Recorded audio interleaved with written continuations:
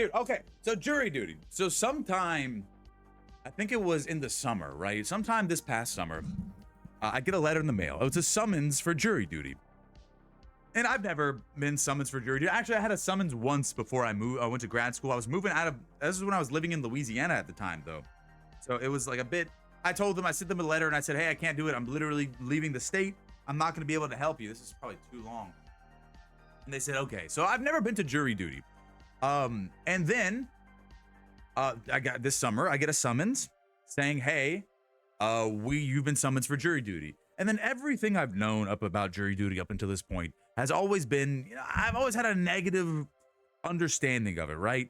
Like anytime you hear someone say something about jury duty, it's always like, oh, jury duty. Oh, I sat there for hours. Oh, and then so I just never had a good taste in my mouth about it, right?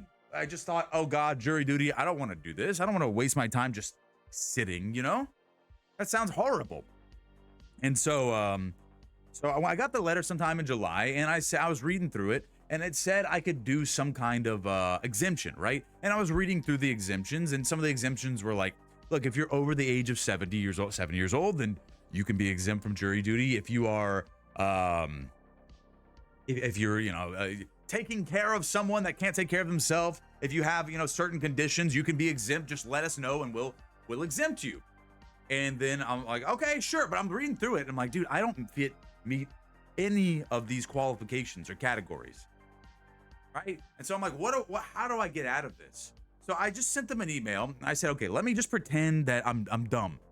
I'm dumb. Obviously, they wouldn't want me. I can't make an informed decision. So I saw something. It says, send us an email for any other like extenuating circumstances. And I said, okay, let me do that. So I sent them an email. I tried, and I said, okay, I'm going to just say I have work and can't go, but I'm going to type it like I've never typed anything in my entire life before, just so they'll say, okay, we obviously don't want this guy. So I just kind of like closed my eyes with one hand, like pecked out the keyboard. I'm like, can't come, got work, bye. That's it. And then maybe about a week later, they said, okay, no problem. We'll reschedule for October.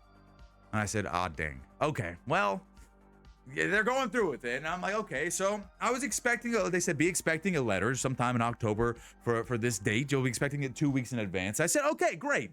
No problem. Sure. All right, there's no getting out of it now, right? Obviously, I have to go. And they know I have to go. So I was expecting this letter, right? And then so this was, I think, the original date was sometime in August, and it got moved over to October. And then so October comes, or late September, 2 weeks before my date. It was, yes, I think late September. And so I was expecting this letter, right? And even more so, right? I brought this up on stream before that I have this informed delivery for the United States Postal Service where they let me know when I'm supposed to be receiving mail. And then so I got the notification from the United States Postal Service saying, hey, you have a jury summons coming in the mail today. I said, great. Okay, here it is. Fine. It's not, my time has come. There's no avoiding it. Just got to let it happen, right? And so I was, wait, speaking of which, what? Oh, I also have these shoes. I don't know. I'll put these on later. Did you ever get your Prezi? No, I did not. And so I went to check my mail, and there's nothing in the mail. No informed, no jury summons, nothing. And then so I said, okay, maybe it's just a day late. I waited a day, nothing there. I waited 2 days, nothing there. And I said, okay, something's wrong. I should have a jury summons in the mail. I don't know why I do not. Because that's a problem. If I don't show up to jury duty, I can get arrested. I can get fined like $5,000. I don't want that. I want to just do my stuff and leave. Let me tie this up here.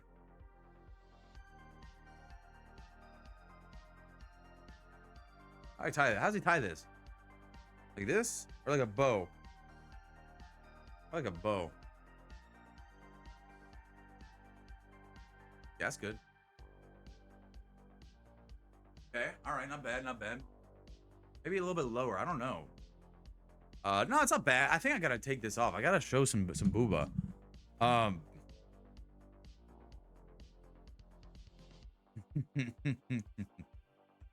So anyways, the jury duty thing. So finally, I'm like, okay, I should have my letter. Something's wrong. I don't have my letter. And then I called them. I said, hey, I tried to get in touch with them, but several times it did not go through. And then finally, I just show up there. I said, hey, I was supposed to get a letter and I didn't. They said, oh, here it is. I said, why didn't it come? They said, I don't know. I don't know why to this day it didn't get delivered or anything. I still don't know, which is alarming. I don't know. I was feeling that the blue is his hair tie. What? No, he's got blue here. This blue. Oh, he does have blue here. Yeah, there's some blue, but now it's still this is wrapped. This is blue. You see this? Got blue and white. This is too long to be a hair tie, dude. Way too long. Anyways, I'll just get a hair tie if I need.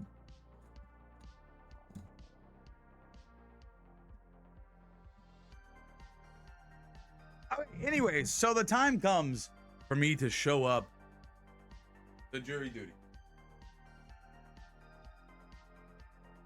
Which October, it's a Monday. I said, all right, I'm ready to go. I'm ready to do this. It should be fun. It should be fine. I'm just gonna go through with it. I don't know what I'm expecting at this point, right? I'm just gonna expect to sit for hours at a time, and we'll make the best out of it, right? I'll use this time to just a dopamine detox, right? I feel like that's a good way to go about it. I'll just sit and stare at a wall, and then because I know I'm not gonna have my phone, I won't have any access to any electronics. They're gonna ban a lot of things when I go in there, and so I said, all right, it'll be a big just dopamine detox where I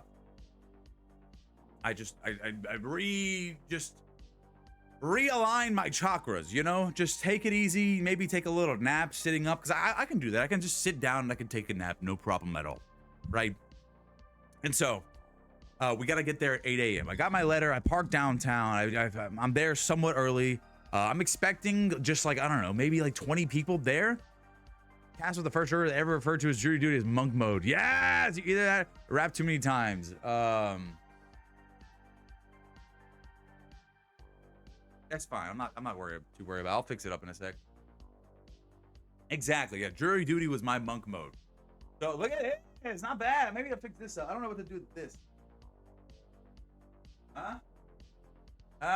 Okay. All right, not too bad. Not too bad. I'm frozen.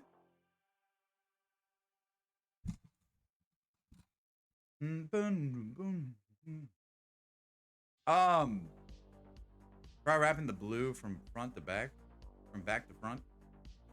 I think it is back to front. This outfit has 3 robes. Yeah, look at him. He's got the white robe underneath, the black robe, and he's got the captain and his pink robe. This is.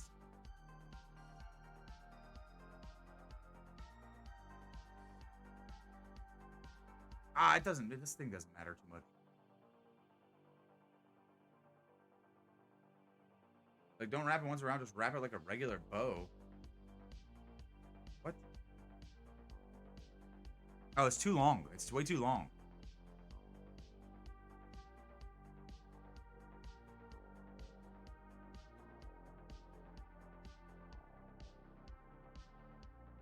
Here, let me do this. Yeah, I think this is better. I don't know. I'll fix it up at the end. Anyways, so I show up to jury duty, and I'm expecting like 20 people. This is exactly what I'm expecting when I get there. I'm expecting like maybe 20 people. We show up. They ask us some questions. We sit in a room. We just listen to like hear the facts, vote yes or no, and leave. I have no. This is my first time ever in jury duty, right? This is my first. I have no. That was my expectation. That's all I know just from like hearing what people have said before in the past. And I'm just expecting to go in, out, be done. But a lot of people I've talked to said like, yeah, I just sat in a room for 8 hours and they let me go. And I said, okay, I'm expecting the worst situation, which is that. So I walk in this courtroom and we go through a security. It's my first time at a courthouse outside of when I went to get my first jury papers my jury summons that I had lost, right? So I show up to this courthouse and I go through up security. I walk up the stairs and there's like over 100 people in a line. And I'm like, wait, what's going on here? Is there like an event going on? Is there some bake sale, some fundraising event? But as I keep walking, I look further and further. I'm walking towards the jury line. I said, oh my God, they're all lined up at the juror's office. And I said, oh my God, this is all for jury duty. Like well over 100 people, maybe even 200 people. There's a lot of people in this courtroom, in this building. I said, oh my God. Okay. And then, so I'm not trying to talk to strangers first thing at 8 a.m., right? I'm just trying to get in, get out, right? Quick, in, out, leave. That was the idea, right? That's what I thought. And so I have my jury summons. I see everyone just standing in line, and a lot of people are minding their own business, but there's just one guy right behind me. He was like maybe 40, 50 years old. He was like very animated, ecstatic is the word. I don't know if he was excited about being there, but he was very like a wow, this is a large. He was very outspoken, which was, I'm not trying to be a hater. I am a hater in my blood naturally, but bro, if there's someone like behind you first thing at 8 in the morning, be like, oh, wow, wish I had my coffee right now. Ooh, this is a long line, isn't it? Like, not even exaggerating the way I'm talking, like, I wonder how many people it'll take to get this line going. Like talking to him, like trying to like egg me on, like, you agree with what I'm saying? Like, bro, I'm not trying. Yes, exactly. It was exactly like that. Like, he's right behind me, isn't he? We're never gonna make it in time for dinner, are we? Laugh track over freaking. There were some real chatty Cathys in my jury duty. I'm so glad I'm not the only one that says chatty Cathy. Thank you. But yeah. At 8 a.m. a foreign, let me watch my words. A stranger chatty Cathy is just. I'm like, come on, man, just relax, just stand at the line, bro. Stand at the line. Juror, I hardly know her. All right, before I put on this other robe, I wanna do my hair and my makeup. I probably gotta shave too. All right, this is just the final robe. This is like the whole costume pretty much.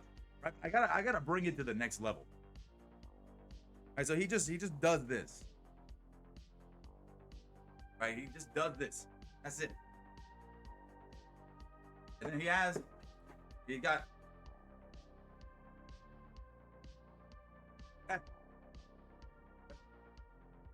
I don't know if I like the hat or not. I think I need some bobby pins or something. Either way, not too bad. I'm gonna keep this off for now before I do the rest. So I'm waiting in this line, and there's this guy. He's talking, he's chatting the whole time. I said, okay, all right. You know, I'm just gonna ignore it and go about my way. And I'm waiting in this line. This line splits up into 3 other lines, and I look behind me, and there's more people piling up further and further. And I'm like, oh God, this is a lot of people. And so I give them my paper. They stamp it off, and on the paper I had my age, my profession, all that stuff. And so it's like, okay, well, all right. Now what? So I gave them. They said, okay, go ahead, take a seat, and wait on the I forgot what they said, the chancellor, the secretary, someone, I don't know who it was. But I go in there, there's walk past a room, I walk down into another room just slowly but surely, and I see a larger room just filled with like hundreds of chairs. And I said, oh geez, okay, all right, oh boy. And then picture just like the most diverse group of civilians. If you just think of a room full of civilians, I know that's a weird way to put it because it's just people, but usually when I'm in like large rooms of people, we're all there for a similar purpose, right? Whether that's like a graduation or just think, I'm trying to think of a good like circumstance. Like if you're at a concert or something, or you're going to see a show, generally there's people around like a particular, I don't know, demographic is not the right word, but like it's not as random as jury duty was. Like I've never seen like quite These weren't just people, they were civilians. I've never seen this amount of spread of diversity in a room, right? It was just a little bit, not jarring, but just, that was the first time in my life I noticed that. It was such a mishmash of people. I'm talking from just like a baby-faced 18-year-old nerdy dude wearing glasses, to like 80-year-old man on a cane, and just every type of person you could ever imagine. I'm like, oh wow, this is definitely a group of people. This is a group of a real sample population if I ever saw one. Exactly.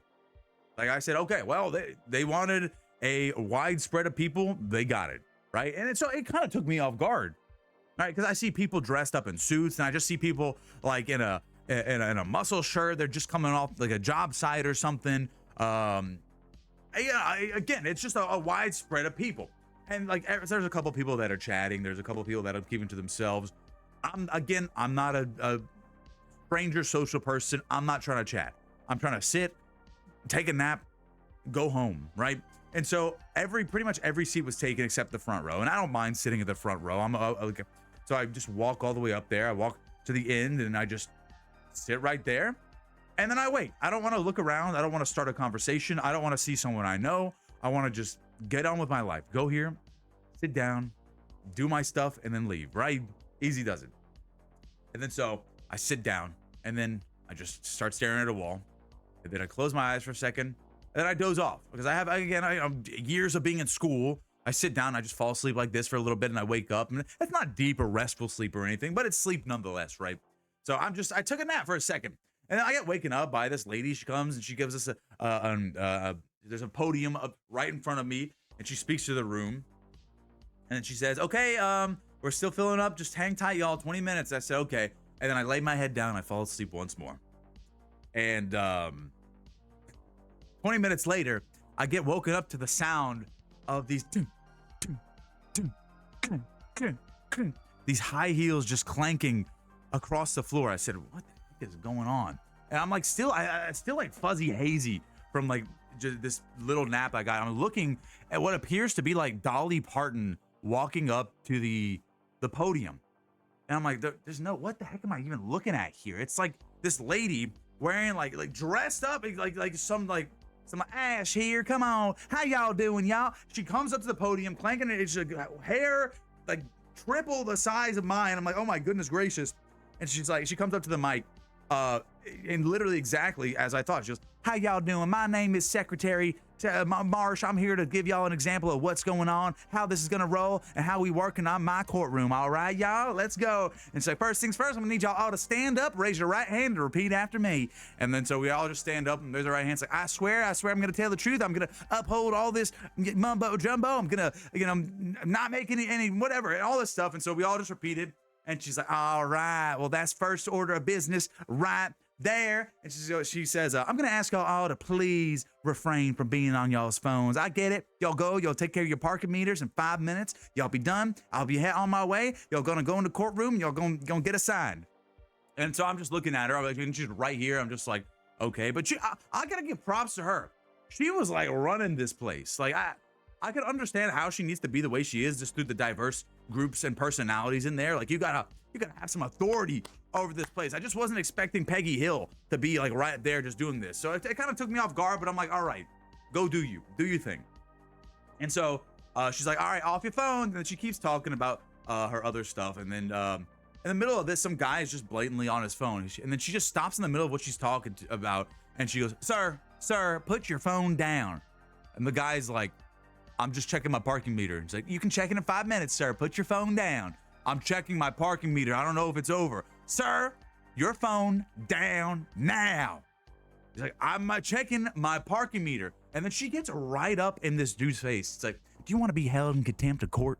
You want to be fined $500? I'll call Officer right here. I'll call Officer Bennett up right here to take you out and escort you out of my courtroom. So I'll tell you right now, is the $5 fine on your parking ticket worth the $500 or a month in jail? Is it, sir?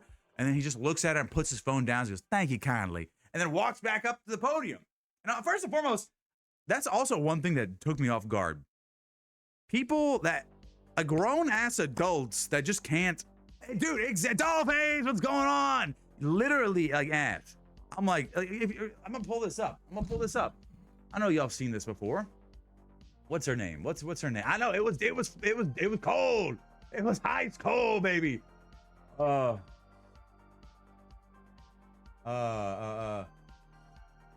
what is the lady from Holes, dude? You know what I'm talking about? What you do, man? What? Real. Hey, don't be squabbing up in here. Both of us Man, get don't like me or what? Man, stay in your place. all get me or what? Oh, this isn't it. Gentlemen, there's only one law around here, and that's me. You guys want to learn tough lessons here? I'll give you a tough guy. Hey, Oh, Lou, the warden. you better get down here. I think we got something. We got something nice. We got something nice. We got something nice. I gotta get some bobby pins for this. Sometime I'm going over here. Sometime, can my honey come back? Sometime I'm on a red back jack. Sometime we get a hump in my back. Sometime I'm going over here. Sometime, can my honey come back?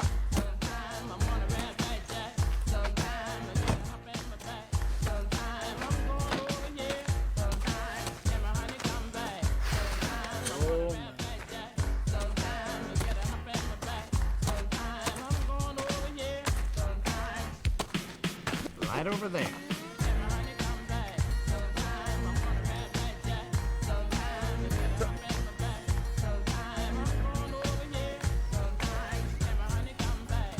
Also, what a great movie. Can we give a shout out to whole? Okay, I guess. He stole your sunflower seeds. Wow. No, I don't. I think he's covering for X-ray or somebody. It was a 5-pound sack, and he claims to have eaten it all. But it was only half full when I got it. And there's a lot in my hole. You could check that. I will check. It was very reminiscent of this. This lady, imagine this lady, like the warden from Holes, in charge of the whole jury council. She's like, this is my courtroom right here. You step into my courthouse. And she gets right up into this dude's face. She's like, put your phone down or you will be arrested. I'm like, okay, all right, damn. I'm not saying anything. But also, as a grown-ass adult man, how are you, what's going on in your head when person in charge of a whole courthouse, like the law, like the legal law says, no phones, don't do this. And you just blatantly do this right in front of her face and defy. I mean, I get it. You do your thing, be your own person, but like, bro, there's a time and a place to like clap back and who to clap back to. I don't think that was the time or place to clap back at the Miss Warden Chancellor right there, right?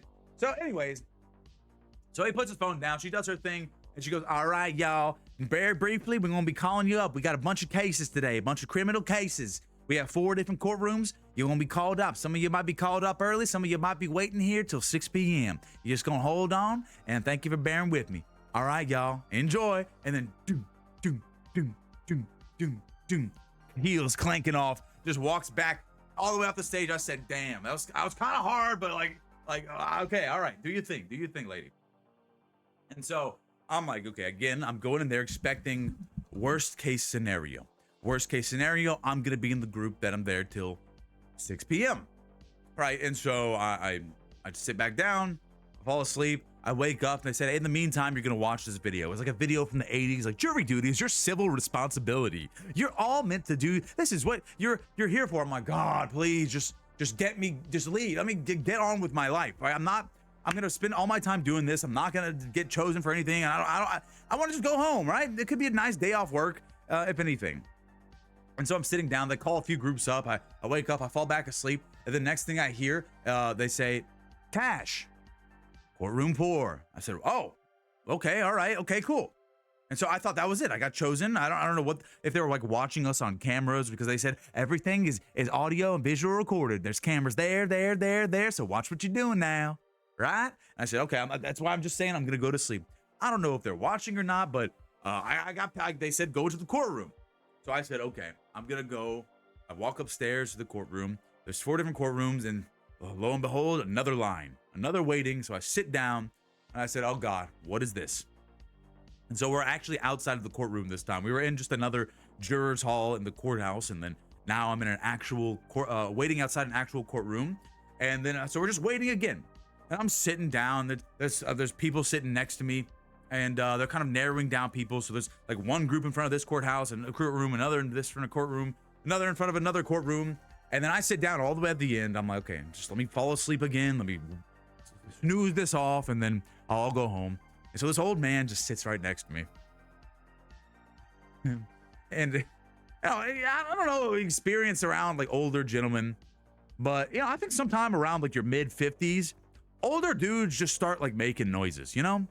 Well, that'd just be like strange breaths or just random smacking or grunts, groans, or I don't know. Old dudes just make noise, right?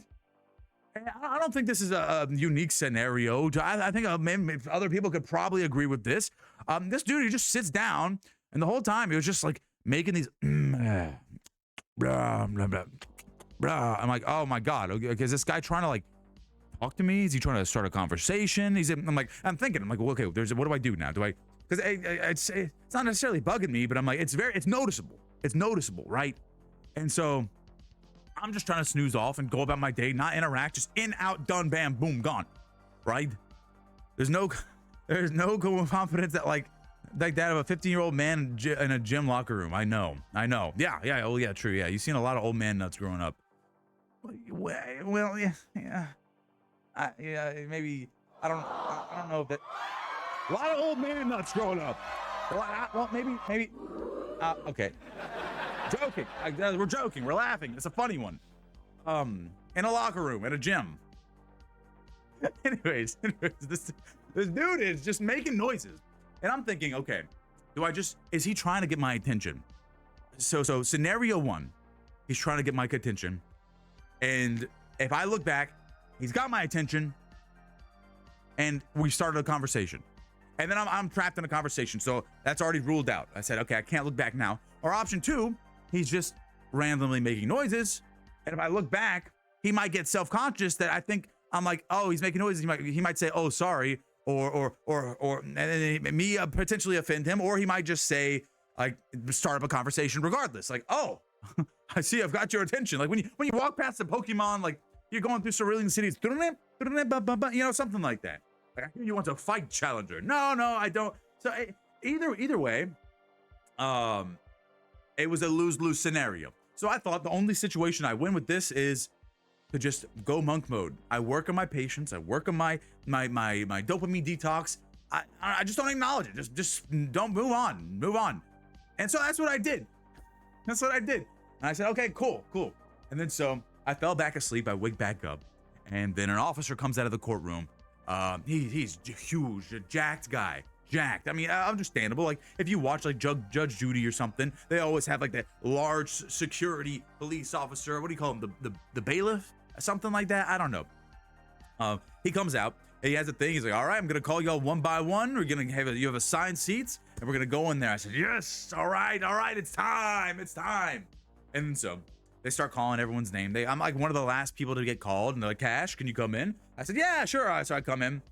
And I sit down. I'm on the third row. There's like 4 or 5 rows of people, and I sit down and I stare. Like this is my first time ever in a courtroom. I look up. There's a judge at the judge's podium. There's like a whole row of lawyers. There's 2 stages of lawyers. So I look on the right side. There's this like older gentleman lawyer that's like dressed up in a very nice suit, very stern, very filled with conviction just by looking at him. And on this side, there's a team of lawyers. There's 2 lawyers and a dude just scribbling stuff on a notepad, kind of looking up and down. And I said, okay, wow. Cash starts playing. It's time to play the game. Clip on us. Yeah, I know. And so I look, and so that older gentleman's a little bit way behind me. There's some other people. Again, it's still a pretty diverse group. That guy at the beginning was like, boy, I sure do need coffee. He's in the back too. He's right behind me. I said, where did you even come from? How did you get here? Right? And so anyways, I'm just like, okay, here we go. Let me just sit, see what's going on. They say, thank you for coming on here. Everything is again being recorded visually and audio. We're going to ask you several questions. I just need to know if you firmly agree or disagree. And then so I find out this is a jury selection process, right? So prior to this, again, this is my first ever jury duty. I thought it was just, you come in, you either do the thing or not, and you leave. But this is a whole selection process, right? It's strategic. because you wrote down your form, what your profession is, what your age is, your marital status, all this stuff. And so the lawyers pick who they want on the case, right? Which is crazy, right? And then it's not so much a random selection, right? Because if you pick and choose your jurors, I mean, so sure it's random, but you ask questions that are gonna fit your case. And I asked the lawyers afterwards, I said, hey, I'll get to that. I asked them why I was picked and why other people were picked. And I said, oh, so it was very strategic. They said, yeah, half of the court case is the jury selection, right? And I'm like, oh my God. So that makes sense. Ran into the paid jurors. They were paid. I was the only one not paid. They didn't pay me. We'll get to that. We'll get to that. And so, jury selection 50-50. Yeah, I mean, and so I'm sitting down, they're asking questions like, they said, okay, first and foremost, y'all, this is for a criminal drug case. And I'm like, okay, all right. And then they start, I'm like, I'm kind of getting more attentive now because this is my first time in a courtroom. All right, I gotta get some music. I gotta get some epic music going on right now. Here we go. Each side can only dismiss a certain amount of people. Yeah, they said it was more so jury deselection. I'm gonna type in epic story music. Let's see if we get something good here. 2 hours of epic mix.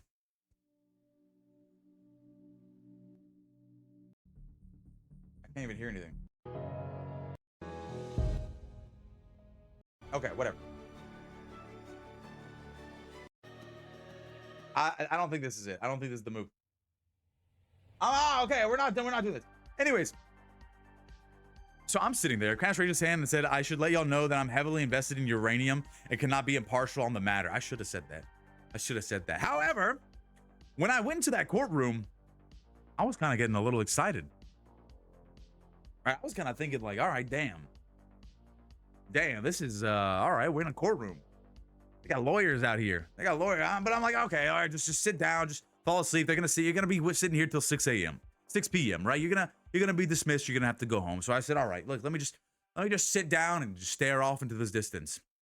And the lawyers start coming up, and there's like, I don't know exactly what they're doing at this point, but they're asking everyone questions like, does anyone have any strong opinions on drug matters? And then so a lady behind me, she says like, yes, I think certain drugs shouldn't be criminalized, some should be criminalized, etc. 1, 2, 3. And then they ask another thing like, does anyone have a strong feeling about evidence in trials? And then some dude at the front says, well, yes, there's got to be strong evidence. I'm an engineer, of course. I need the factual basis for things. I'm like, okay, relax, dude, calm down. And they keep on asking these questions. Like, is there any reason anyone can't be in this? And that guy at the beginning that's like, boy, do I like coffee. He's like, ma'am, I have severe ADHD. I didn't hear a word you just said and I shouldn't be here. And I'm like, dude, are you really saying this right? Like, yeah, I don't know how you do this. Kawaii Kit Kat, konnichiwa. Yokoso, irashaimase. Nihongo ga wakarimasu ka? You speak Japanese? What? Anyway, so they go through all their questions and then they start calling up names. They say, all right, with the following names, please stand up and walk to the front. And I kept low the entire time. I didn't say anything. I just watched. I was just listening and I was looking at what other people were saying, and I was looking, and they took a moment to talk, all the lawyers, and I was honestly looking at that, what do you call this, the typer that records everything going on. You know, I was looking at that because I've seen some TikToks of how that works, and I said that's pretty interesting how they're just capturing everything, right? You took it for college? Nice, Kawaii Kit Kat, awesome. I didn't do my Japanese lesson today. We got to do that. Remind me. Ah, yes. Oh, very good. Bunkai. So they deliberate and they come back and they say, all right, everyone that we call up, please stand up. They call the first person they call is that first lady that spoke up that said she had a strong opinion on drug things. And the next person they call up was that other guy they talked to. They had also talked to the old gentleman that was smacking a bunch in my ear. They called him up. I said, oh God, okay, all right, wow. They called up a lady in front of me. I called up one more, and then they called up me. I said, what? And they're like, yep, Cash, come up here. I said, oh, all right. So I just stand up. And they're like, ladies and gentlemen, these are your jurors for the case of this. I said, I'm looking around. I said, okay, this is a pretty mishmash group of people. Again, it was like, okay, crazy. But and then I'm like, okay. And at that point, I'm thinking like, wow, I was chosen. You know, it's tough. It's tough to bring into words, right?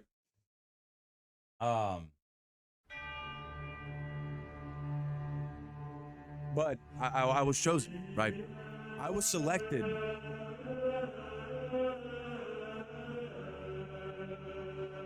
Selected not only by the courtroom, by the judge herself.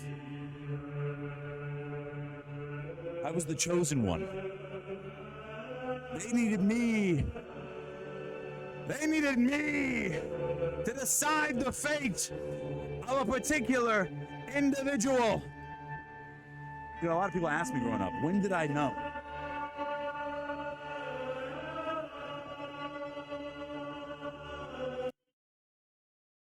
When did I know? When did I know I had it in me?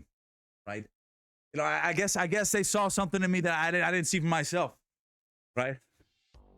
They can only picture you getting selected as a juror and saying time to lock in. It was indubitably time to lock in, baby. I said, oh my God, I'm here. I'm the chosen one. I'm in, baby. And I walked up there and I was looking like I was my damn coronation today. Like I was getting throned up there in the courtroom, chest out, head high. Yes, peasants. None of you were selected. None of you were on the case, huh? Out here in your deselection. Enjoy it. So it's getting to my head a little bit, right? So at this point, I'm like, okay, I'm excited. Let's do it. Let's do the damn thing. All right. I didn't expect to get this far. I kind of just zoned out and I'm here. So I said, okay, you know what? Let's do the damn thing. Let's do it. And so no one else was selected except for a handful of people who were selected. Exactly, Kawaii Kit Kat. We were the chosen ones. We were the select few to decide, to pass judgment.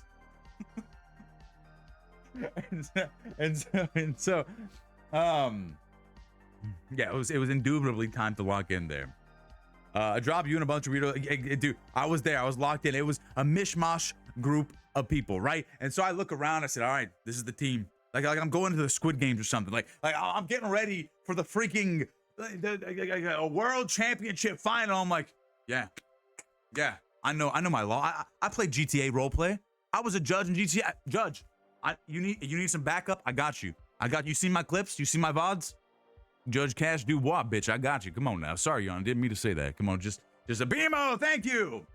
And then so I was in there. I'm like, dude, and so they brought us into a back room. They said, all right, here's what's gonna happen. They told us everything. They said, tomorrow, you're gonna come in for the actual case. I said, oh, okay, another day off work. All right, what you need me to do, Chief? What you need me to do? Like, this is an important duty, an important challenge that you and you alone may only be fit for. And I said, okay, all right, we're gonna do this thing. We're gonna do it right. And so we got this paper, we got all these instructions of what to do, where to park. You gotta go to the back entrance, you gotta get escorted by the police back out of your cars, you gotta type in the code, you gotta go, yes, only the chosen few could be up for such a task at hand. And so the morning comes, I'm ready. I said, I gotta dress up, I gotta dress better, right? So I went in like I'm going to the cafe, like real nice. I wore my turtleneck, I wore my slacks, got a nice belt on, I wore my nice a suit jacket over here. I got some golden buttons on the side. They're not real gold. They just look shiny.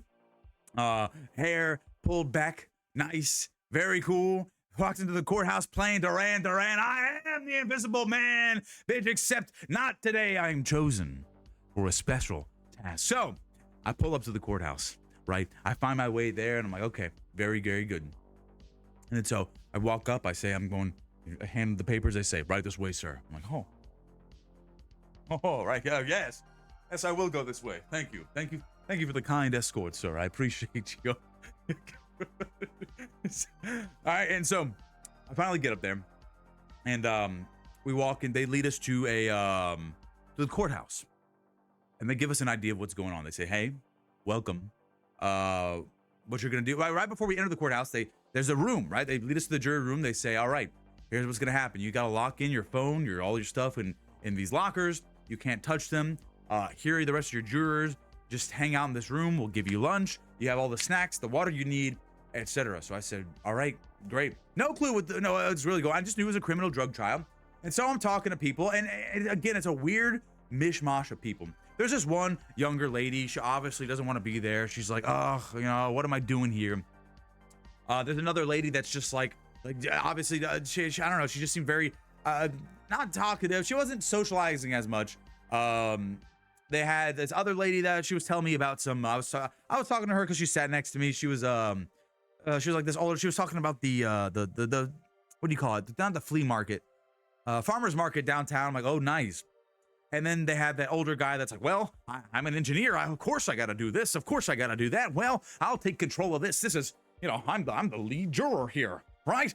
Okay. And then they had the old guy. The old guy was still just sitting there kind of making news, and he was just kind of whispering, talking here and there, just a little bit. And then so we're just sitting there for a while, and no one's really talking much after quite some time. We got our introductions out the way. We all said our names. And we all just kind of, I get up and I walk around a little bit. We're not allowed to leave this room, right? And if one person goes somewhere, we all have to go that place because we got to stick as a group. Gamer girlfriend, what's going on? Welcome. How are you doing, gamer girlfriend? What's up? I'm telling my jury duty story. And so,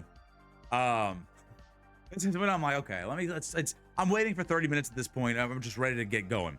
And so we're just kind of walking around and just sitting there, and then everyone's just kind of hustling and bustling, getting a little angsty. No one's talking much.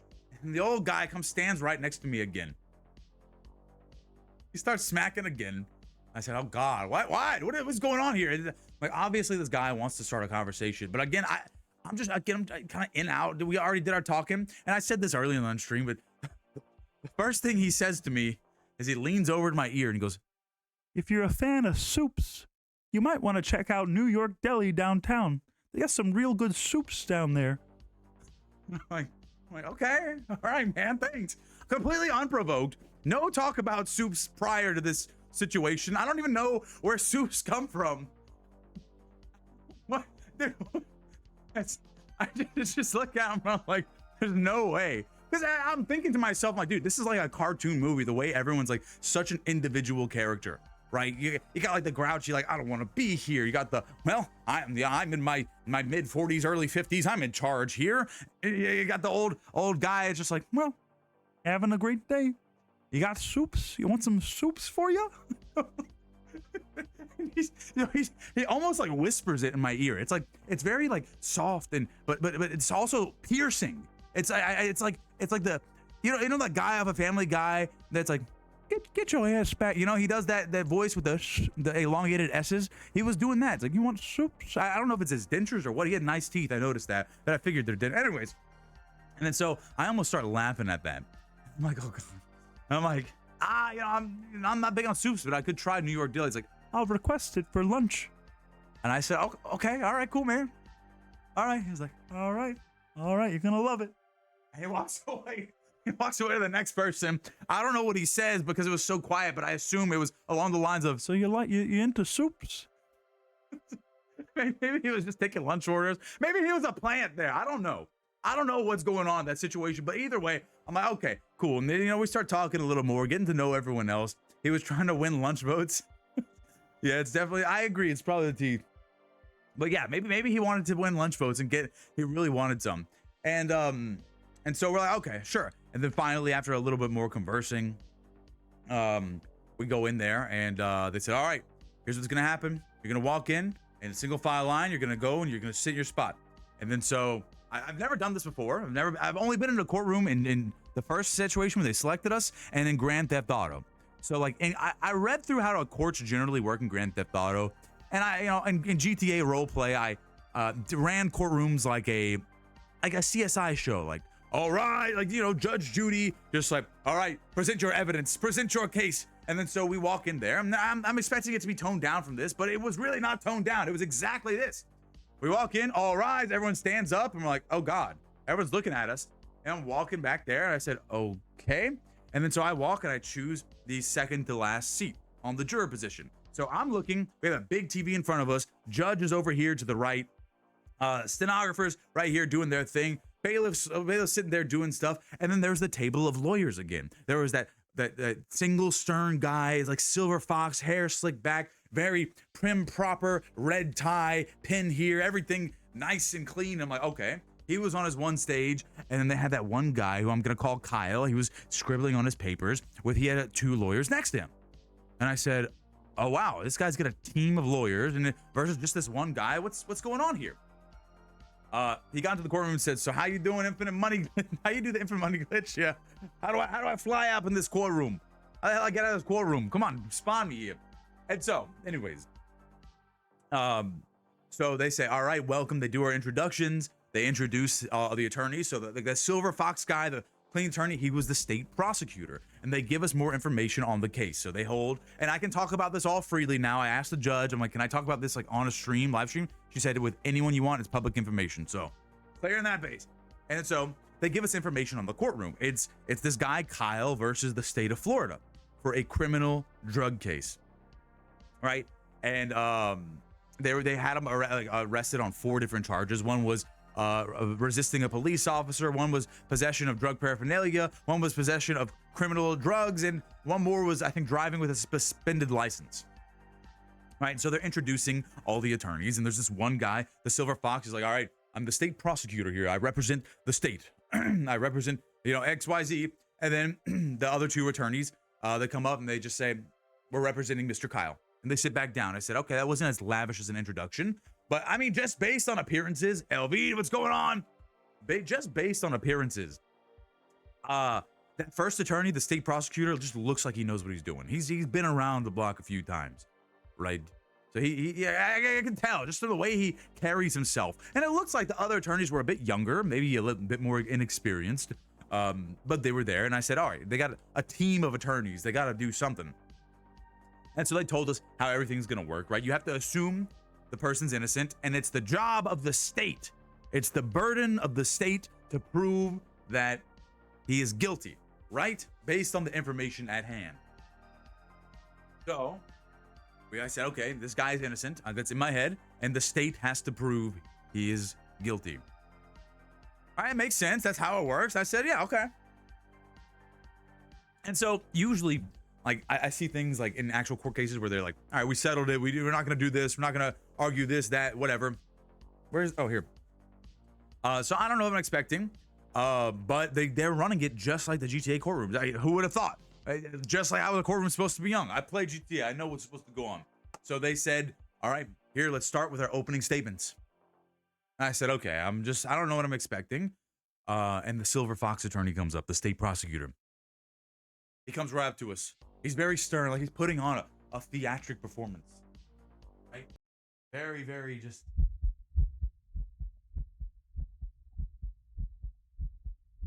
He's staring at us for a good while. He's not saying anything. He's just walking back and forth.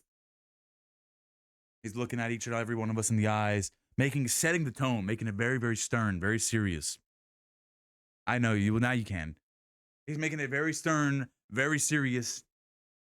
And he says, it's the morning, January 18th, 2023.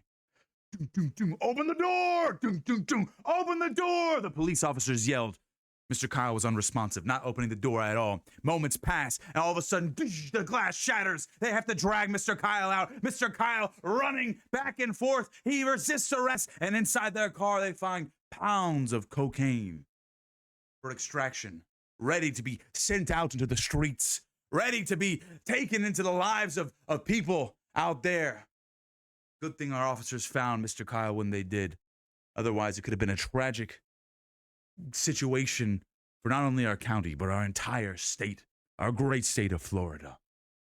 I'm here prosecuting on behalf of the state, Mr. Kyle, on accounts of 4 charges of criminal arrest. And I'm like, oh my, I'm sitting there like, oh my God, dude. I'm like, dude, where the fuck are the snacks here? I need some fucking wine, bro.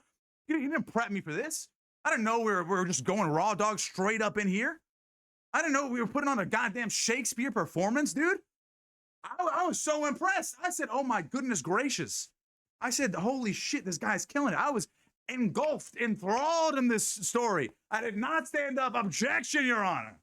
Objection. Come on now. I'm like, okay, we are absolutely setting the scene right now, like some Johnny Depp Amber Heard ass trial, you know? Like, oh, we're setting it straight. I said, oh my God, this guy absolutely just killed this opening statement. I said, this is crazy. And then he sits back down and says, you'll find out. When he says, you'll see with all the evidence I have, undisputedly, without a shadow of a doubt, or whatever the proper term is, without reasonable doubt, that Mr. Kyle is guilty.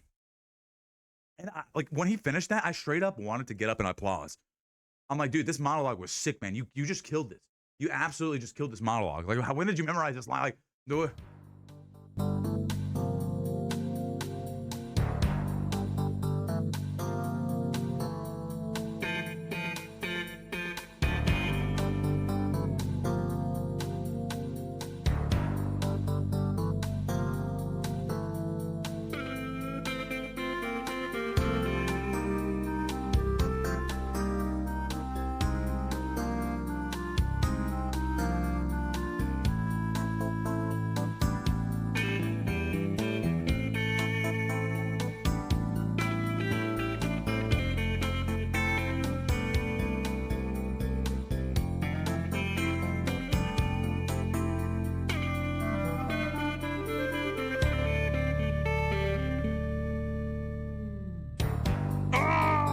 It's back.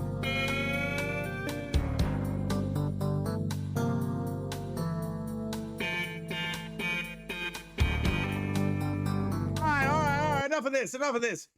And okay, where was I? What was I doing? So this guy, he's giving his opening statements, right? So he gave his opening statements. I sat down. I'm like shell shocked.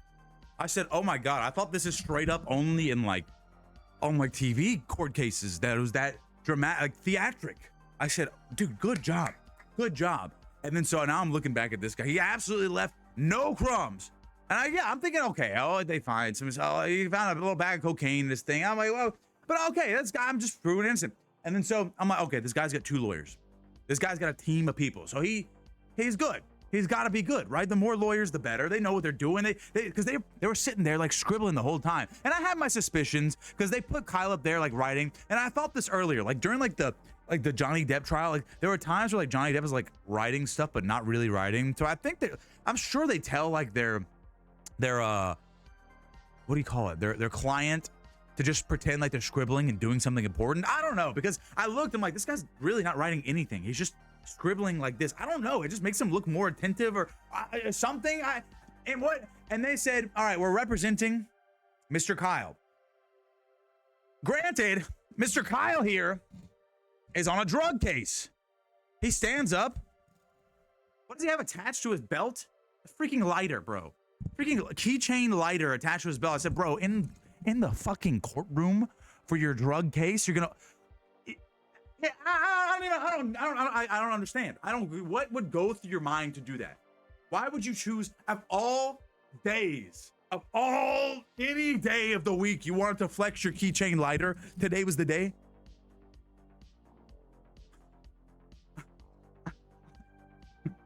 I said, all right, okay, all right.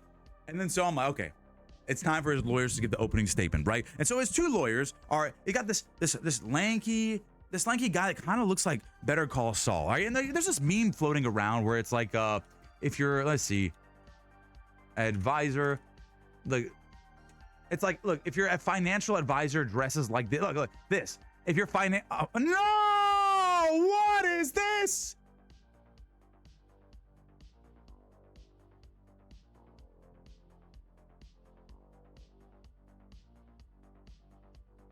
Bro, I think my dude, that is wild. That's my capture card. I think it detected the Law and Order theme song. Hold up.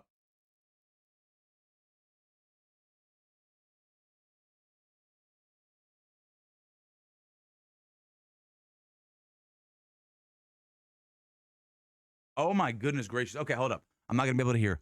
I gotta fix this. Uh-oh. Uh-oh. Oh, here we go. Here we go. I know. I really hate how this is a capture card, a piece of hardware. Avermedia. Avermedia. Let's see if it's working now. Oh my God, dude. There we go. All right, cool. So back on track. Hold up real quick. Gotta fix something up. Boom. All right, we're good to go. Nope, we're not good to go. One sec. Boom, bam, bing, boom, bam, bing. All right, now we're good to go. All right, so the meme back where I was, right? So, okay, so it was this guy's, it's his attorney's chance to come up. So he has 2 attorneys, and I'm thinking, oh, this guy's got a team of people.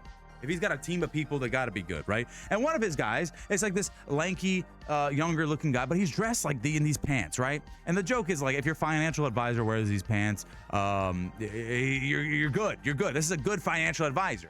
And so this guy was kind of dressed like Better Call Saul. I'm thinking like, oh, okay, this guy's wearing like Better Call Saul. He's probably, he's so immersed in the law and in his case, he doesn't even worry about how he dresses, right? He's got the facts. He's confident he's gonna win. And the other was just this very, very pale lady that was like kind of just like she was just kind of, I don't know if she was like zoned out, but like she looked like she was struggling a little bit. Something was a little bit up. But I'm like, okay, no, they're just really, they're in there. They're locked in. They got a team of them. It's a ragtag team that has won many cases. That's why this guy's got double the attorneys. I said, okay, great. And so it was their time to give their opening statement on behalf of Mr. Kyle, right? We had previously saw that the Silver Fox guy killed it. Shakespeare performance. And so now it's their turn. So the lady comes up. She goes up to the podium. She looks at us. She's like, hey jury, how you doing? And then she's like, how you doing? Like waiting for us to respond, like, is everyone having a good morning? Oh, come on. How's everyone doing today? I'm going to give you one more chance. Is everyone having a good morning? All right. That kind of, she's like, jury, how you doing, jury? Jury, dude, I'm Jojo Siwa. Great. I'm like, oh God, what the heck?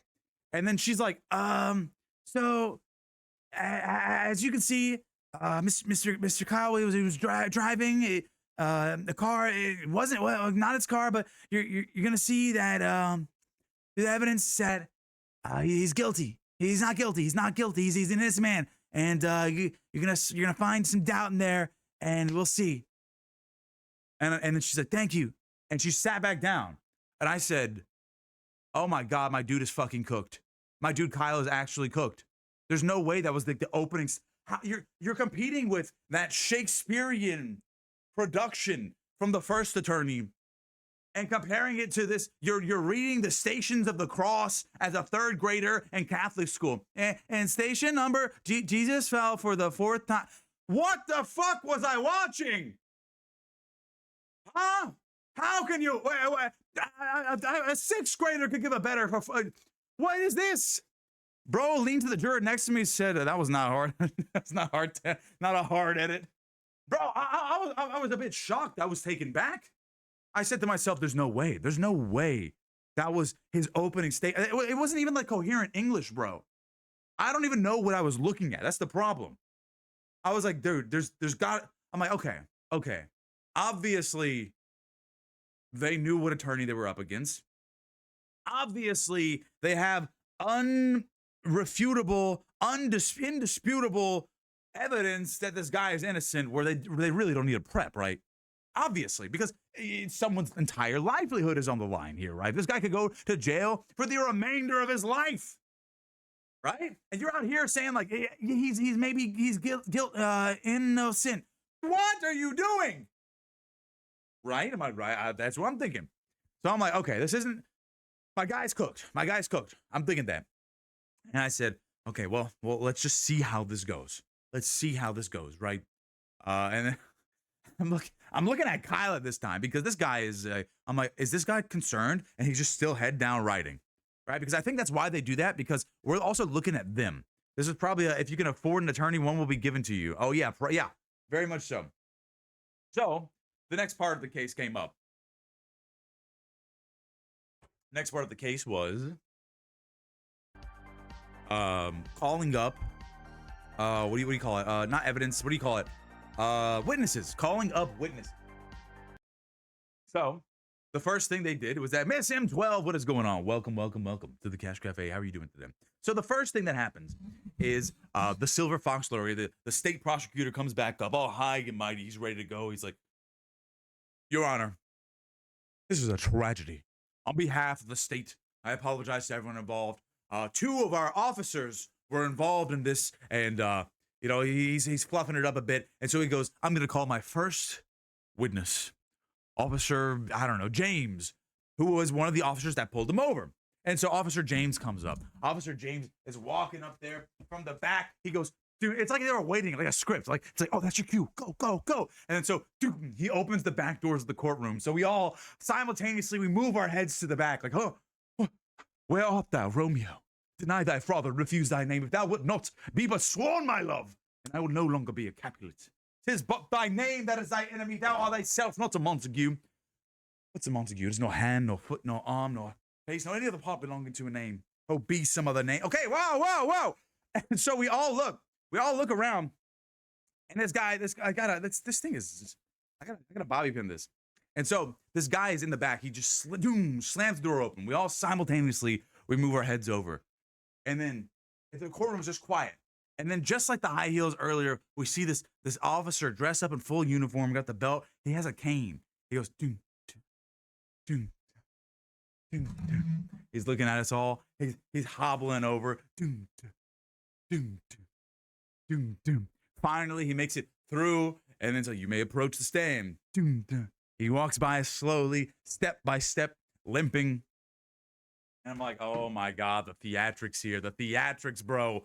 There's no way. This is crazy. And then so he gets finally all the way up to the stand. And they say, please state your name, swear on the Bible, swear on the law book and everything. He moved slow motion.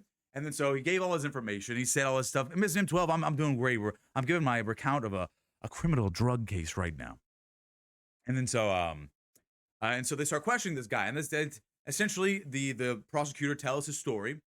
He says, okay, so where were you? What happened? He's like, he gives us part of the story. He's like, yeah, I pulled him over for a traffic accident. He didn't comply. We smashed open his windshield. We had to pull him out, and we found drugs in his car. How much drugs? Yeah, it was cocaine. Okay, yeah, etc. All right, thank you. And then now he does thing. I said, okay, well, that was just the story of what happened from the officer. I mean, checks out, makes sense, sure. And I'm thinking I would like to see a body cam footage, right? They're supposed to have body cams on this. And so now the other attorney has a chance to cross-examine. Oh, I'm frozen. There we go. Now the other attorney has a chance to cross-examine, right? And so the lady comes up, the first lady, the Kyle's attorney. It's like, just a question for you. Your leg injury doesn't have anything to do with this, right?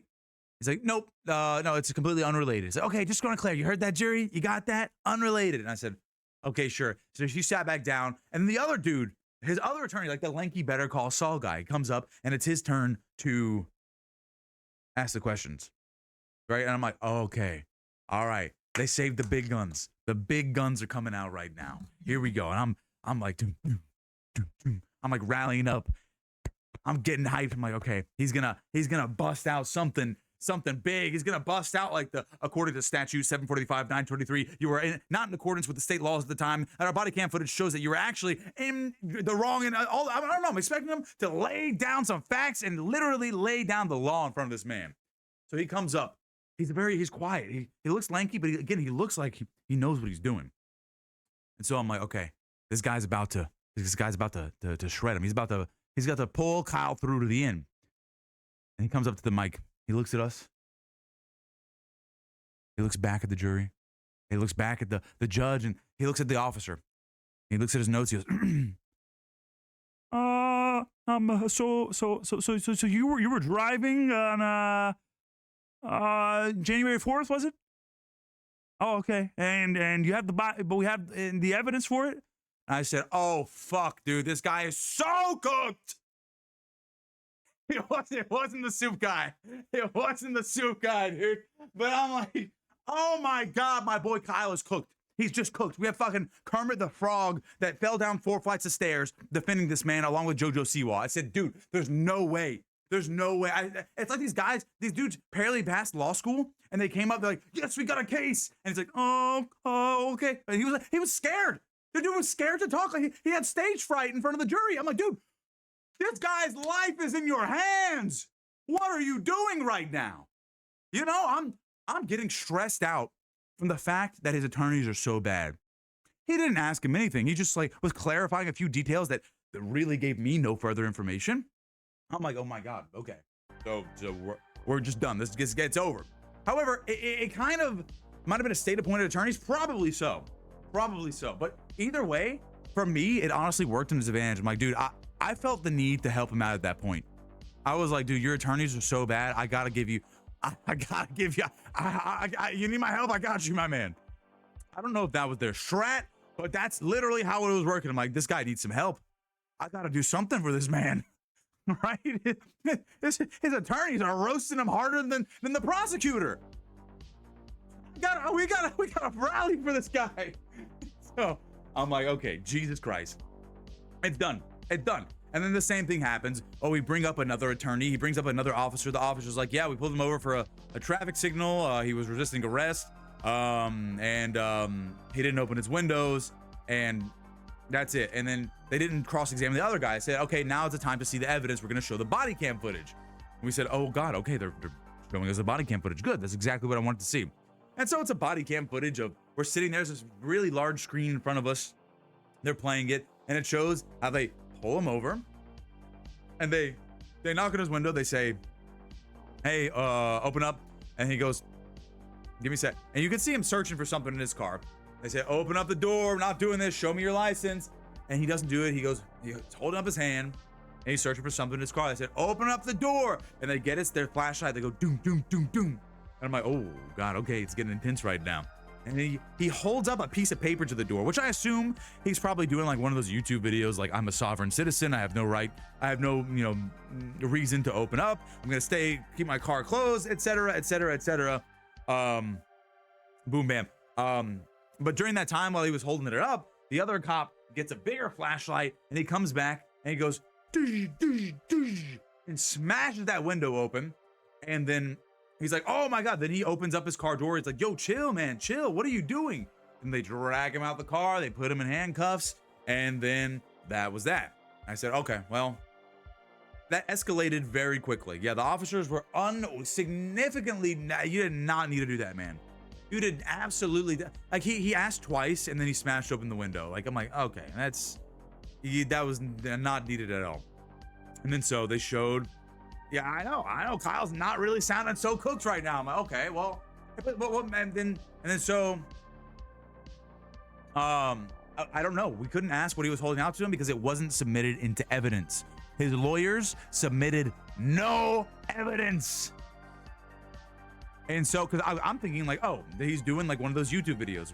And then so we show the other body cam footage from another cop, because the other cop was on the other side of the door. And the other cop comes up and then it shows while the guy was going to get his flashlight to bang it open, Kyle was actually started to roll down his window. And by the time the window was rolling down, it was the passenger side window. The other cop smashed open the other window and dragged him out. And then so they conveniently like cut it like right after that. And I'm like, that's a little strange. And the next body cam footage we saw is not them searching the car, but just when they pick up a bag of cocaine. And I say, okay, a little baggie of cocaine. No big deal, right? I know. And then so they gave their stories and they said, okay, well, he was opening the window. I don't know. It seemed like this escalated real quickly, but there was drugs in the car, but we didn't see them get the drugs, right? We didn't see how these drugs were acquired. And so now was the time for evidence, right? And so they brought up this like state lab technician. They said, can you look at this white powder, submit it to evidence, submit this into evidence. We're submitting Article 3 into evidence. This is evidence number 4, all these things going forward. And they hand us a little, and they said, okay, we're going to pass this out to the jury to examine. And we pass out, we get a little scale, we get a little bag of white powder. And I'm like, okay, well, I'm sure the lab person said this is cocaine, sure, whatever. No big deal. And then they say, all right, we're gonna submit this into evidence now. Yeah, a little coke for the jury never hurt anybody. Or some diet doctor check, bitch. And so, and so, and so they say, all right, lastly, we're gonna submit this into evidence, which was found in the back of the car. And I'm like, okay, waiting. And then I just look down. There's this geographic specimen. This rock, this fucking boulder of cocaine. I said, oh shit. Okay, now I see why this is a criminal case here. He just dropped this like brick, this pound of cocaine on our laps. And I'm like holding it, I'm like, that's it's like you go to like a gym or a rock climbing gym, and you know that powder you or like you're playing pool with the powder, it's like that but doubled. And I'm like, oh my god, that's a lot of cocaine. Okay, that is a lot of drugs. And so they drop it, we're looking for it, and it shows everything going back and forth. We passed it to all the jurors, we say, okay, that's and they brought the lab technician out, they tested it, they showed us the mass spectroscopy, the NMR, they confirmed chemistry, yes, it is cocaine. We said, all right, okay, understood. And then his lawyers come back up. Is there a chance for defense? And I'm like, and they say, look, this is the one thing she said right. The one thing she submitted. She comes up, she goes, Your Honor, I'd like to submit this into evidence. It's his driving record. He's like, yes, sure, let me hold it. It's like, if you'll notice, he wasn't driving his car. That's all. Thanks, Your Honor. And then back to the lawyer talk into the shadows. And she did. I'm like, oh, well, yeah, I guess it wasn't his car. And then the other guy comes up, is like, there's no way to prove it was his. Sure, it was in the car, but yeah, he was just driving to the dollar store. He wasn't really getting anything, so could have been anyone's in theirs. So, just because it was in there doesn't mean it's his. That's all. And then he backs off into the shadows. And then I said, oh my god, okay, this changes the whole thing, right? I mean, sure, there's drugs in there, but they claim that so his license was suspended, which he didn't know, but he didn't even have a car to be driving. So he was just borrowed his friend's car to go to the dollar store and come back. He got pulled over for a parking for not using a turn signal, and turns out there was a whole bunch of hidden cocaine in the back. It's like, okay, well, I mean, so they found a scale and cocaine. I mean, it could be coming from a trap house. I don't know what's going on here. But that kind of changes some things for me. I'm like, all right, okay, let's hear his side of the story. Let's hear what's going on. I want to hear I want to see what's going on. I gotta know more information. You can't just leave me hanging like this, right? So so I'm waiting. I said, okay, all right, we did the cross-examination. We did the two people coming up. We got the jury. We got all the evidence. They dropped off the cocaine in our hands. We looked at it. Obviously cocaine. It's not his car. And then I'm like, okay, now it's time for the defense to bring up their witnesses. Put a Kyle on. Put a Kyle on, baby. I'm ready. I'm ready to hype up. I'm so invested at this point, right? And then right before they say, all right, we're going to deliberate for a brief break. I said, oh, okay. All right, it's time to go to lunch now. It's time for lunch. And flew by. It was like 4 hours, right? Maybe like 9 to 12 p.m. I'm like, oh my goodness. I was so invested. I'm like, oh my God. They gave us like a little notebook to take notes and everything. I said, oh my God, okay. I'm ready. This is, but we can't talk about it. We can't even discuss it with each other, right? And so there's this officer that's watching over us the whole time. And so we can't talk about it with each other, but you can all tell we're all like, whoa, oh my God, dude. Oh my God. But now it's time for some soups. So we walk over. So we walk back and we're like, all right, let's talk. And so there's this sweet old lady there too. She's talking about her gardening and stuff. And we're all like, oh, ramp it up. Everyone's warming up a little bit. And this guy, oh, hey.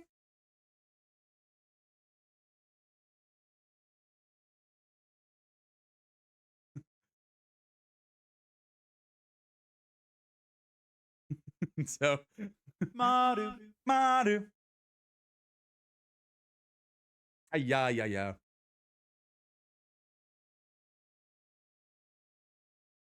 Where are you?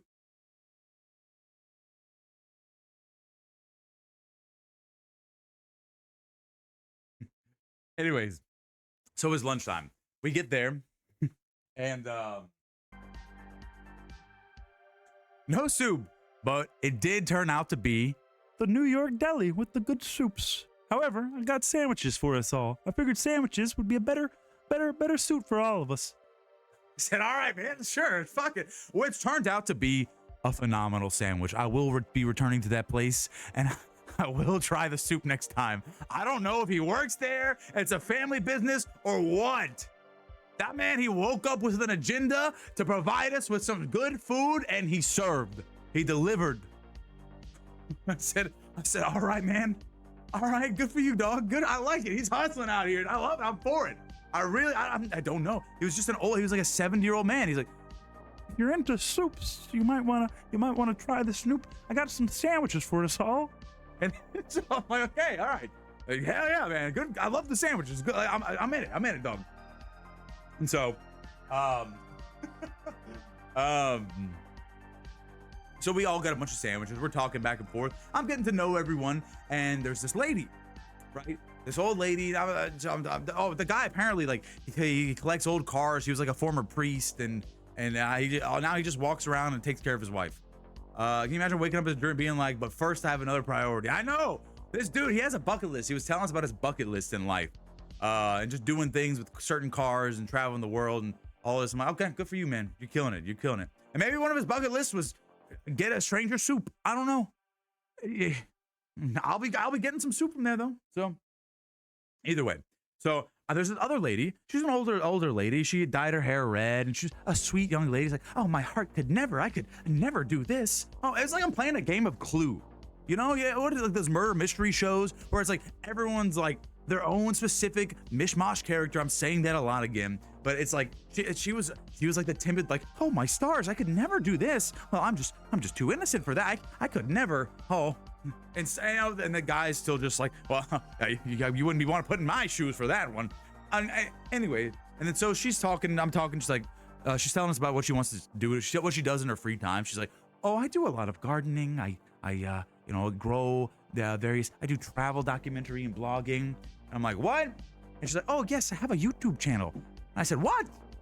And she's like, yeah, I have quite the amount of followers on there.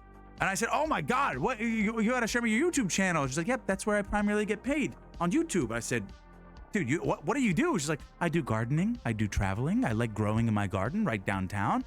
And I'm like, dude, wow, I'm doing a little bit of YouTube myself. We gotta switch channels. She's like, oh, I would love that. I would love. And then the old guy comes back like, I really love YouTube too. Let's all exchange URLs. We're gonna drop the link in chat, you know?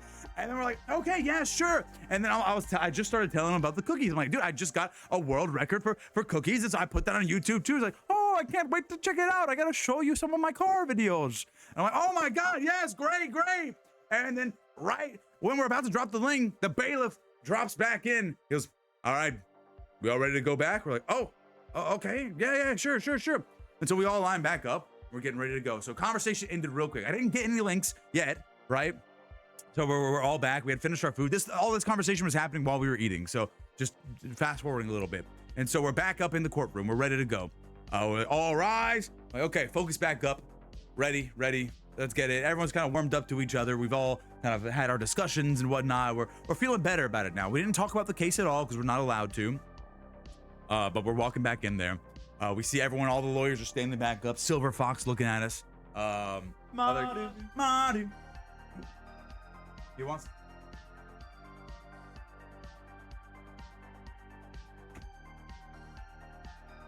It's cold outside, so he wants some of the air. And so, yeah, all rise. We stand back up. We're getting ready to go back in our spots. We sit back down, and it's their turn now. It's the defense's turn to bring up any witnesses. I said, oh, okay. Commercial break was good and wholesome. It was ready. We got our snacks. I'm revitalized, rejuvenated, ready to go. Let's see where we're going. How are they going to retaliate? How are they going to make this comeback right now? The tag team mishaps of attorneys against the Silver Fox, right? A battle of the ages. And then the judge says, all right, defense, would you like to bring up any witnesses? They say, no witnesses, the defense rests. That's it. That's it. Done. No more. That side is done. I said, oh my God, wait, what? Really?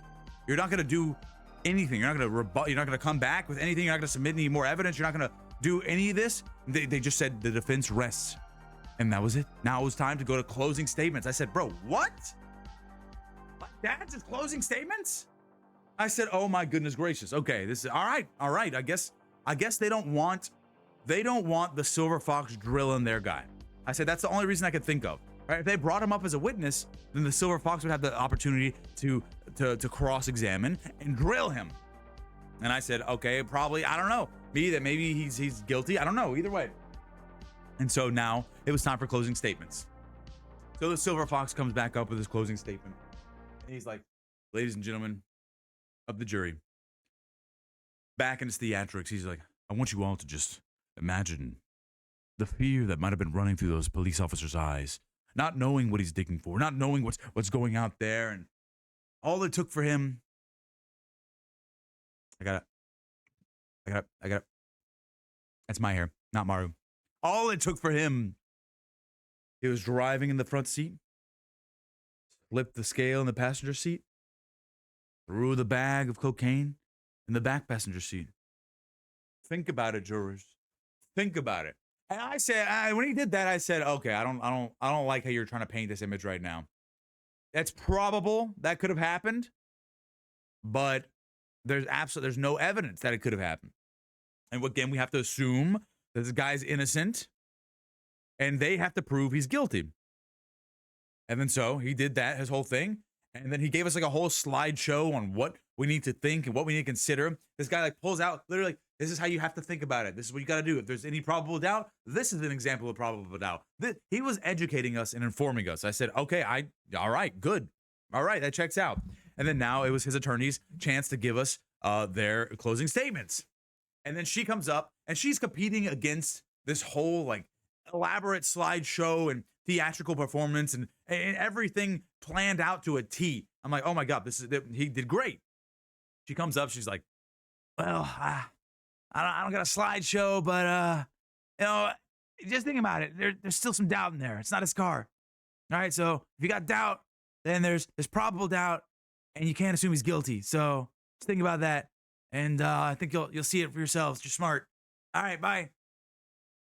And lo and behold, I'm thinking to myself, damn, she's kind of right. I really have evidence that there's cocaine in the car, sort of, because I didn't see them pick up the cocaine. I didn't see them like finding the cocaine. I just saw them picking up the cocaine, and that's all. So I'm like, okay, well, yeah, there is probable doubt that's. I mean, it was in his car, not his car. He could have. There's reasonable doubt, right? Because he could have just been dragging the car to go somewhere, and there's a sense of doubt that I need more information. I'm not satisfied. And so they said, all right, jury, now's your time to go deliberate, go talk what's going on. Because I was leaning more towards not guilty just for that fact, right? Because you have to answer all these questions and stuff. And then so we're looking around. It's time for us to deliberate. They gave us all these sheets. They walked us through the law of what we needed to do, X, Y, Z. And I said, all right, I'm ready. And I don't know how long this is going to take. Sometimes they said it could take hours to come up because it needs to be a unanimous decision from the jury, right? And so we're all getting up to go. And they say, all rise. Right. Before we leave, there's one last matter. And we all look up and they say, Cash, could you walk up here, please? I said, what the fuck? Me? They're like, yeah, could you please walk up here? I said, do I have drugs here? What did I do? What? I thought I'm going to the principal's office for a second. I walk up, I'm standing way up top there, and they're like, I'm the chosen one. Yes. And I walk up there, and she goes, Cash, you are actually the alternate juror. I said, alternate? It's like, look, it's just in case. We always have an alternate juror in case someone has a heart attack, in case someone dies, in case someone can't make it. We always need this amount of jurors, and then we always have an alternate juror. And in this case, you were randomly selected as the alternate juror. And she says, you will not I was the imposter, bro. The whole time. I didn't even know it. And I don't know if they saw the look in my eyes where I was thinking like, oh, this guy might be. I don't know. There's doubt. There's innocence. Either way, I'm like, oh my God. And it's like, you will not be part of the deliberation. We're gonna escort you to the side. We're gonna gather your stuff, and you're welcome to come back and watch. You're welcome to stay around. What do you mean? I know, dude. I know. Exactly. That's exactly what I'm saying. I'm like, what do you mean? And so I'm like, all right, well, it's like, so we'll gather your stuff. The rest of the jurors will be escorted back. So I just look at everyone. I look at my fellow jurors, and I looked at the old lady with the YouTube channel. I looked at the old man, and we made a connection in that moment. I know he looked at me. He goes, soups. You get some good soups right there. Get you some soups. And so, I will always remember him. And then I'm like, wait, we gotta exchange YouTube information. We really gotta exchange this information here. But we couldn't, because I could have no contact with the jurors. I cannot influence their decision at all. And so they all get escorted back out to the room. I grab my stuff. I'm back in the courtroom. I talk to the judge. The judge says, look, thank you so much. It's nothing about you. It's literally randomly selected each time from the number of the juror. You were just happened to be juror number 4, whatever. And you were the alternate juror. So you're free to go right now. You can talk about this with whoever. You could speak about it freely. Everything you've encountered is public information. And I'm like, wait. And I'm like, I can't end it like this. I can't. I'm like, can I come back and watch? She goes, you want to watch? And I said, yeah. This is like a freaking story. I'm not gonna go back to work. What? I'm so invested now. I'm more invested in anything I've been in my life right now. Right? We'll always have the soup. Yeah, brother. And it's like, yeah, you can come back. And so I said, all right, nice. Yeah, I was in there, bro. And like, the guy next to me, he was like the prim and proper juror. He was noting every single detail. Like, hey, I've got to keep this logged. I'm like, bro, just pay attention. Just listen to the fucking story. Anyways, because they give us all the evidence after. Everything comes back to us. Anyways, and so I'm like, okay, well, I got escorted out. Then I'm like, let me go back into the courtroom. And as I'm walking back up to the courtroom, I see this is it. And as I'm about to open the door, I see Kyle kind of just like run out of there. I'm like, what the fuck just happened? I'm like, wait, are you free? Are you innocent? It's like, no, we're on recess. I'm like, what, where are you going? And he's like, I don't know. And he just ran off. I'm like, is this okay? Should I do something here?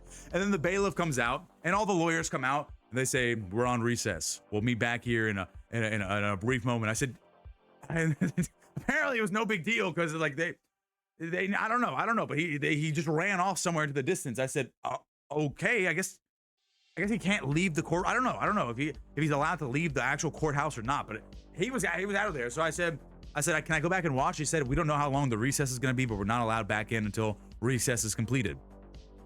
And I said, oh my God, yeah. Kyle said, I got to try that soup before I'm locked up. No.